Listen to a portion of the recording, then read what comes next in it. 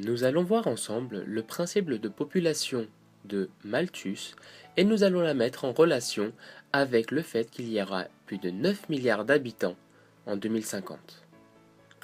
En effet, la population mondiale actuelle est de 7,2 milliards d'habitants et ce chiffre devrait augmenter de près d'1 milliard de personnes au cours des 12 prochaines années pour atteindre 8,1 milliards d'habitants en 2025 et 9,6 milliards en 2050, selon un rapport des Nations Unies. Selon ce rapport, la croissance devrait être la plus rapide dans les 49 pays les moins développés, qui devraient doubler en taille, passant d'environ 900 millions d'habitants en 2013 à 1,8 milliard en 2050. Le rapport montre également que plus de la moitié de la croissance de la population mondiale d'ici 2050 devrait se produire en Afrique. La population de ce continent pourrait ainsi plus que doubler d'ici 2050, passant de 1,1 milliard aujourd'hui à 2,4 milliards d'habitants en 2050 pour atteindre 4,2 milliards d'ici 2100. On va ainsi se poser la question, à savoir si la planète pourrait nourrir l'humanité en 2050 tout en gardant sa même capacité de production. C'est à cette question que va tenter de répondre Malthus. Qui est Robert Malthus? Thomas Robert Malthus est né en 1766 à Guildford et mort en 1834 à Somerset. C'est un économiste britannique de l'école classique et également un pasteur anglican. Son nom a donné dans le langage courant un adjectif, le malthusien, souvent négativement connoté, et une doctrine, le malthusianisme, désignant une politique visant à restreindre la natalité. À cette époque, c'est le début de la révolution industrielle. Les populations de la zone rurale migrent vers les grandes villes qui provoquent la pauvreté, la malnutrition et les mauvaises conditions de vie. Malthus, alors chargé de l'aide aux pauvres dans sa commune, décide d'écrire l'essai sur le principe de population en raison des contestations qu'il fait sur le terrain. La théorie de Malthus est la suivante. Malthus va définir la création de la valeur marchande à partir d'un rapport de quantité de marchandises par rapport à la demande. Il explique que la création de la valeur est en relation inverse avec le niveau de demande et en rapport direct avec l'ensemble de la capacité productive que possède une nation. Autrement dit, plus la demande est en excès sur l'offre et plus on a la capacité de créer de la valeur. La création de la valeur dépend d'un certain contexte inflationniste. Quel est le facteur qui conditionne la valeur d'un bien au-delà de sa rareté? Le besoin n'est pas une idée, c'est une chose concrète. C'est une dimension quantifiable des biens que l'on peut obtenir via l'échange pour satisfaire nos besoins. On parle alors d'une demande. Les besoins ne naissent pas de désirs abstraits. Pour les classiques, il s'agit de besoins réels dont on est en mesure d'acquérir avec notre capacité concrète de travail. On ne détermine pas des besoins en l'air. Ainsi, les besoins sont différents des désirs. Les besoins sont issus du désir, selon les classiques, toutefois ces besoins sont concrets. C'est la façon dont les néolibéraux classiques vont apprécier le marché. Aujourd'hui, la façon dont les néolibéraux appréhendent le marché est une sorte de loi de Malthus inversée. Selon Malthus, pour qu'il y ait création de valeur, la quantité de demande solvable doit être légèrement excédentaire par rapport à l'offre. Il s'agit alors d'un régulateur de marché. Du côté de l'offre, on a affaire à un stock en circulation et une capacité de production importante. Du côté de la demande, on a affaire à un pouvoir d'achat qui peut être plus ou moins disponible pour l'acquisition d'un bien donné. La loi de Malthus est le régulateur économique de l'échange, tandis que les différents moments qui vont permettre la réalisation de ce processus est sa manifestation concrète. La globalisation d'aujourd'hui est donc un anti-loi de Malthus. Pour les néos, l'offre suscite sa demande. La création de la valeur dépend de la capacité à produire une quantité d'or. Mais qu'est-ce que le principe de population? Malthus oppose la régulation naturelle des plantes et des animaux à celle de l'être humain. Les plantes et les animaux suivent leur instinct sans se préoccuper des besoins futurs de leur progéniture. Concernant les êtres humains, ils ont une volonté de se reproduire, comme pour tous les autres êtres vivants. Mais l'homme, contrairement aux plantes et aux animaux, va faire appel à la vertu et au raisonnement. C'est-à-dire qu'il va avant se poser la question, à savoir, suis-je capable de subvenir aux besoins de mon futur enfant? La théorie de Malthus stipulait que la population augmentait beaucoup plus rapidement que la production agricole, ce qui devrait conclure à la misère et décès des plus pauvres. Malthus a alors comparé deux lois d'accroissement, celle de la population, si elle était livrée à elle-même, et au rendement productif, dans les circonstances les plus favorables à la production. À partir de l'exemple qu'il avait fait de l'Angleterre, la population augmentait selon une progression, une évolution géométrique, tandis que la production de la terre, travaillée par l'homme, n'augmentait dans le même temps que selon une progression arithmétique. Ainsi, le rythme d'accroissement de population l'emporte sur celui de l'augmentation des subsistances. Selon lui, au bout d'un certain nombre d'années, la différence sera énorme et incalculable. C'est pour cette raison que Malthus préconise les lois sur la natalité.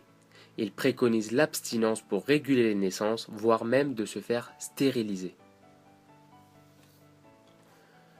Dans le cadre d'une économie plus globalisée, la globalisation va créer un surcroît de demande qui va substituer à la demande intérieure. Au niveau de la finance, la plupart des structures se trouvent dans le monde occidental. La globalisation au niveau financier existe alors que les marchés n'existent plus.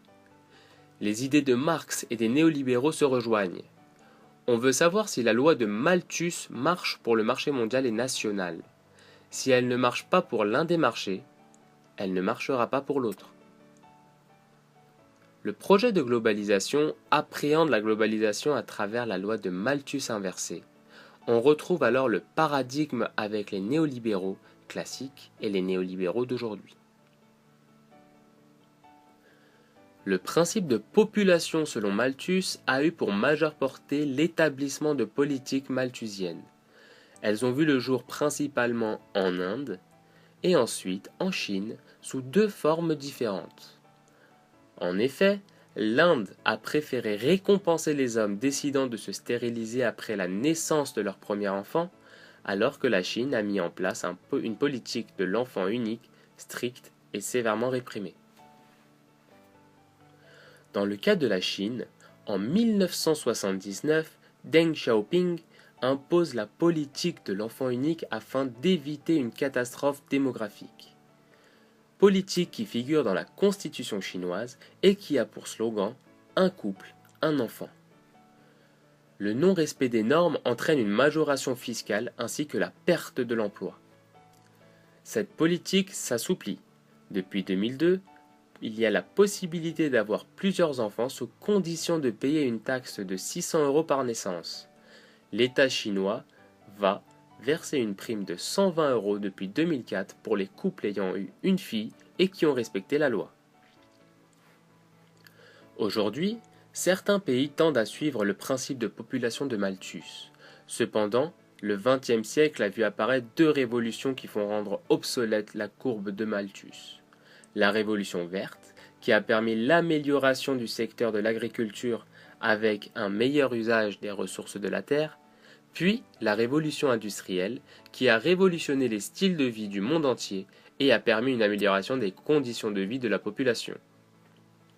Par conséquent, le principe de population est à exprimer avec nuance, car ces nouveaux facteurs changent les résultats de l'analyse de Malthus. Cependant, la théorie de Malthus peut être contestée. En effet, chez Malthus, le temps de travail n'existe pas, contrairement à chez Ricardo ou Marx. Il faut savoir qu'aucun économiste n'a théorisé la loi de Malthus, c'est-à-dire que personne n'a dit que cette loi avait raison.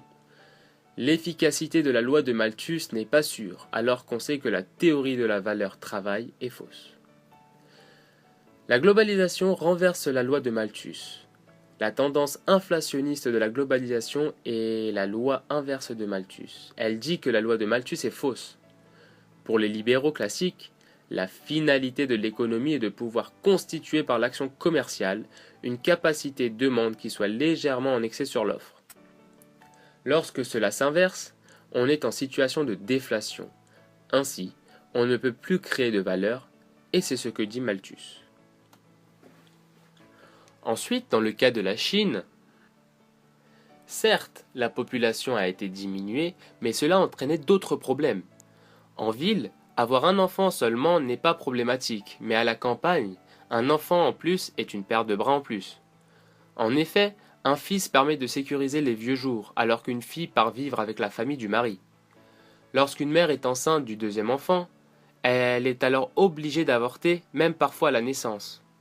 Cette loi entraîne aussi la naissance du terme enfant fantôme, lorsque les couples gardent en cachette un deuxième enfant. Les filles sont principalement victimes de cette loi puisqu'elles partent vivre avec la famille de leur mari. Il n'y a donc aucun secours lorsque les parents sont âgés. Dans les campagnes, il y eut tellement d'infanticides de filles qu'en 1988, une loi est instaurée comme quoi un deuxième enfant est autorisé pour les paysans si le premier est une fille. Ensuite, il se pose le problème de l'eugénisme. Le malthusianisme est une limitation volontaire de la population, comme nous l'avons dit précédemment. Malthus parlait d'une limitation de population notamment chez les pauvres où le taux de naissance est le plus élevé. Par conséquent, toute aide doit être supprimée aux pauvres car elle ne les inciterait que davantage à avoir des enfants.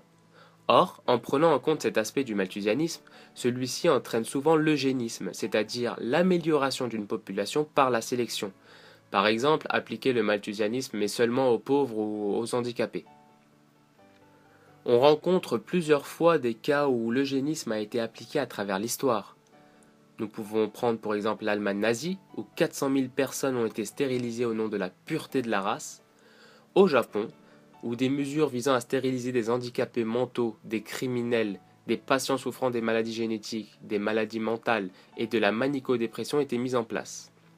Mais aussi, une politique était mise en place aux États-Unis, au Canada, au Pérou, en Suède, en Australie, en Norvège, en Finlande, en Estonie et dans de nombreux pays. Alors, comme nous pouvons le constater, beaucoup de pays ont déjà appliqué une forme dérivée du malthusianisme par l'incompréhension ou le détournement de sa théorie, qui est l'eugénisme. En effet, le malthusianisme peut devenir une excuse pour stériliser des populations plus faibles ou non désirées. En résumé, la démographie mondiale tendrait donc à terme vers une stabilisation voire un effondrement. Dans ce cas de figure, prôner la limitation des naissances n'est pas approprié, car elle ne ferait qu'aggraver une situation déjà tendancieuse, celle de la vieillissement de la population, ou même accélérer un déclin irrécupérable qui mènerait même à la disparition de la population. De plus, lorsque le malthusianisme a été appliqué, il n'a pas donné les résultats escomptés et a même généré d'autres problèmes comme le bouleversement de la pyramide des âges en Chine ou des dérapages sous forme de sélection de groupes de populations spécifiques. À la vue de tous ces éléments, les limites des thèses malthusiennes sont mises en lumière. Elles n'avaient pas pris en compte les changements de comportement et de mentalité des femmes et la perte de l'emprise de la religion sur la société et la dimension mondiale du phénomène.